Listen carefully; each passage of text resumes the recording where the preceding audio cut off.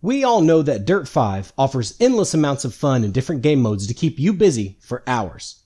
But there's one game mode that tends to be a little bit more difficult than the rest. That is the Icebreaker.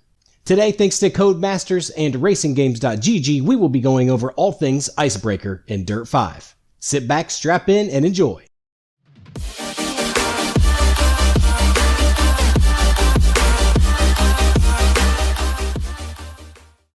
What's going on, everybody? I am Connor Speed6. Welcome back to the channel. Like I said, today we are on Dirt 5 taking a look at all things Icebreaker.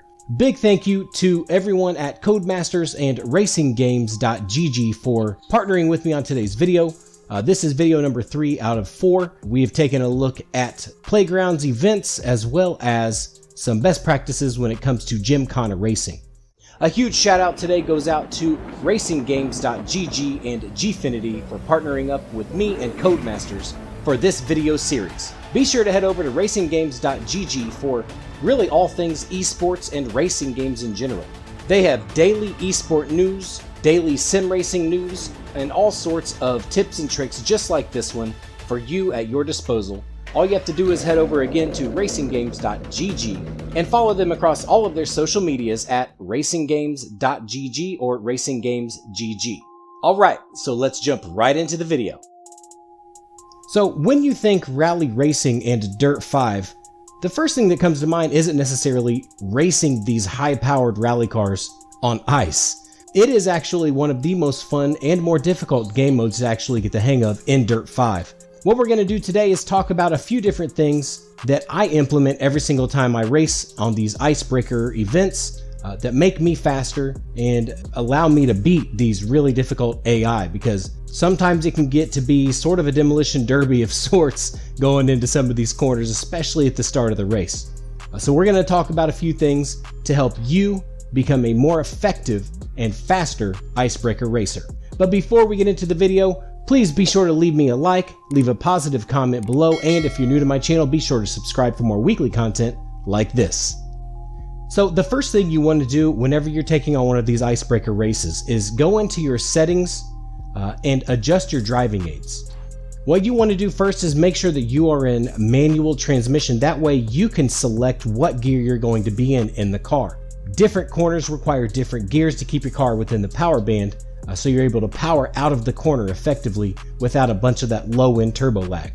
I personally prefer to have ABS off. What this does for you in Dirt 5, it allows you to brake a little bit earlier and a little bit quicker as long as you don't lock up the brakes. So looking at the controller here, what you want to do, instead of smashing on the brake trigger, what you want to do is you just want to squeeze it, not all the way down, so maybe give it about 70 to 80% pressure. That'll stop the car a little bit quicker. I definitely recommend driving with the ABS off.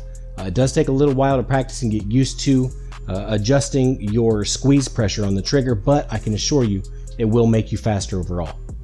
Now, just to touch on something a little bit briefly here, I'm not going to go deep dive into this, but if you go into your settings and into your input settings, you can actually adjust how much pressure is required on your brake pedal, so you can adjust your brake dead zone a little bit. Doing this will help you not lock up the brakes as much, especially when you're learning. I have my brake dead zone set to maybe, we'll say, about 33% right now of the bar. What you can do to test and get used to the right pressures that you need to be squeezing is you can go into here. What you do is you right bumper over to input reporting. What you can do is you go in here and it shows you the brake pedal, the pressure as you're squeezing. So the lighter you squeeze it, the less that bar is going to light up yellow. The more you squeeze it, of course, it's going to lock it up all the way, which means you're locking up your brakes if you have ABS off. So this will actually give you a little bit of practice, I guess, before you get into the race to kind of figure out where you need to be squeezing. That way you're not just going full lock. The next thing would be traction control. You definitely want to have your traction control turned off here, as well as your stability management. Reason being, whenever you're sliding these cars on the ice, if you have traction control and stability management on, the car is going to want to correct itself and try to get itself straightened out, when what you want to do is get the car rotated and drifting around these corners.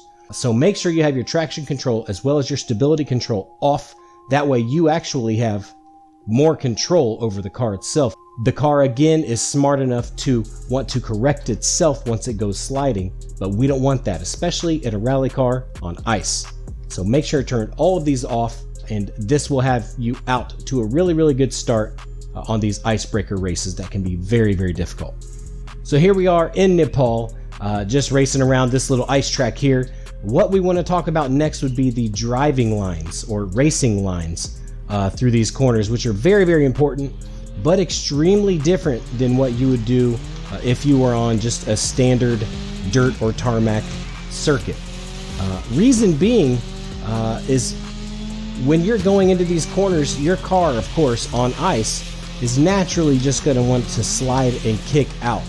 So you have to make sure that your turn-in is on point. That way you get the car pointed in the right direction immediately, and you don't have too much of the back end stepping out and taking more time to actually gain traction and accelerate and power out of the corner effectively. Which, let's take a look here.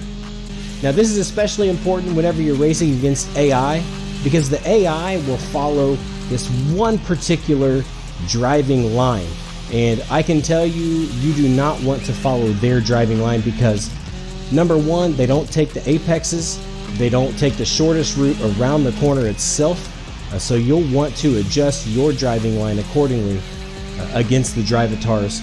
And again, just find the apex and the shortest route or the shortest line through a corner, and make sure you are braking, early enough, of course, that way you're not understeering through the apex of the corner like I just did a second ago there.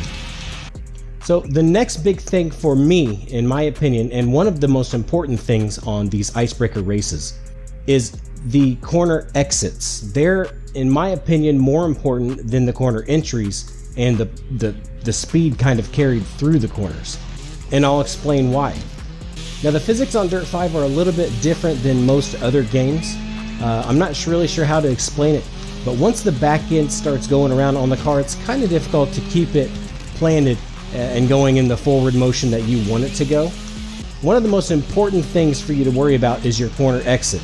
Make sure to not have the back end sliding too much, because what's going to happen if the back end is still going around and the car is not actually kind of straightened itself out and pointed in the direction in which you want to turn, your tires are going to be spinning. However, once you get the car straightened out and pointed to where you want to go, all four of those tires, or two tires depending on what you're driving, of course, all of those tires are going to be gripping and pulling and pushing the car in the direction you want them to go to with limited slip. Alright, so let's take a look at the differences here. I'm going to slide all the way around the corner. I'm going to actually just sort of keep the car sliding, and as you can see, it takes a little while to actually put the power down. Now right here, what we're going to do is we're going to slide all the way around this really long corner, but we're going to make sure that the car gets pointed early. That way we can accelerate out of the corner a little bit faster. So don't necessarily kick the back end out too much, because you will live to regret it on corner exit. It is fun and more intriguing and interesting to slide a car, of course, all the way around the corner and have a little bit of reverse entry. However, that is not the fast way around the corner. Make sure and get the slide going, of course, at first to get the car rotated around the corner, but then make sure to straighten the car out, or let the car sort of straighten itself out so you can put the power down to the wheels. All right, so the next thing that I want to really touch base on would be use of your e-brake. It kind of goes back to the last little point I made about sliding around the corners and using your e-brake to kind of rotate the car around. You can not only use it for that, of course, to get the car rotated around the corner to help you get around the corner a little bit more efficiently, but it actually comes in use really handy as a braking tool. For some reason, the e-brake on this game on Dirt 5 is really useful when slowing the car down. So you want to take full advantage of that, of course. And like I've explained in the previous Gymkhana video, you can actually use the e-brake, hold it down a little bit while you have the accelerator smashed, and it will keep the car in its power band That way you can actually put some power down going around the corner. That will help you, again, keep the power flowing through the car, as you can see right here. Of course, I didn't use it effectively, it was just for an example. But you can hold down that e-brake and get the car to keep the wheels spinning, keep the car in the power band. That way you can put the RPMs to good use. But again, also, like I said, use it to help you stop the car. What you want to do is get on the brakes, of course, without smashing on the brakes too hard to slide, and then just sort of tap on the e-brake just a little bit. That's going to help you get the car slowed down a lot faster than just using your brakes. So utilize that e-brake. Again, don't overutilize it though, because you don't want to just fully rotate the car around the corner and spin out, because you will definitely spin out if you use it too much. And then again, whenever you are using it to put the power down, just quick taps to get the RPMs back up and get the wheels spinning again. But if you hold it down too much, of course, you're just going to basically slide.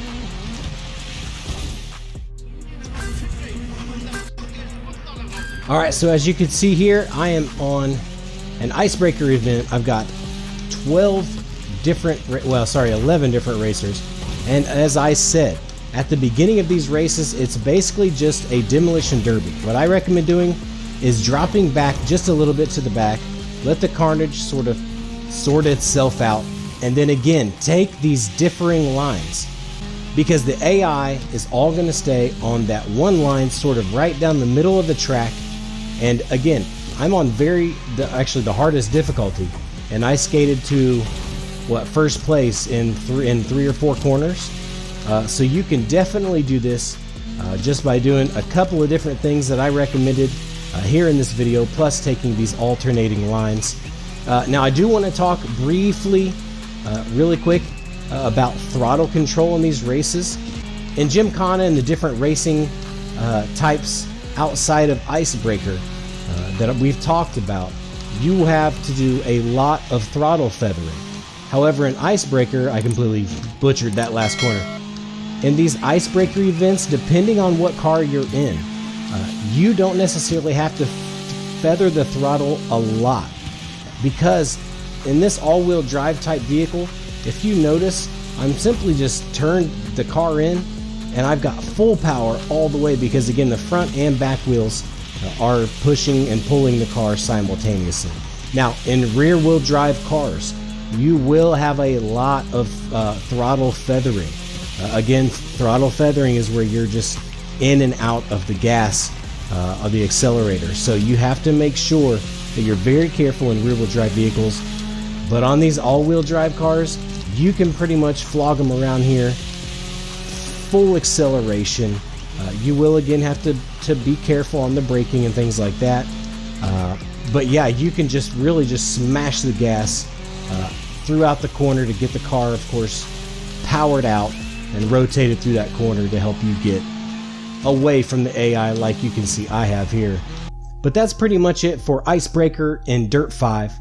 Again, it's a pretty difficult race series and racing type to get used to. However, once you do, it's really, really fun. It's really, really challenging. Turn the difficulty all the way up, turn off your assists, and take advantage of some of these tips that I gave you in today's video. Please, again, be sure to leave the video a like, leave me a positive comment below, and if you're new to my channel, please be sure to subscribe for more weekly content like this. I've got all my socials down in the description below, as well as the Connor Speed 6 merch store on Teespring if you'd like to copy yourself a t-shirt. And my Discord is down there. We would love to have you join the Speed Squad. We'd love to see you in the Discord and can't wait to see you in the next video. Again, a huge thank you to Codemasters and everyone at RacingGames.gg and Gfinity for partnering with me on today's video. Be sure again to head over to RacingGames.gg for all of your esports and e-racing needs. As always, I have been Connor Speed 6. Until next time, much love everyone. See you soon.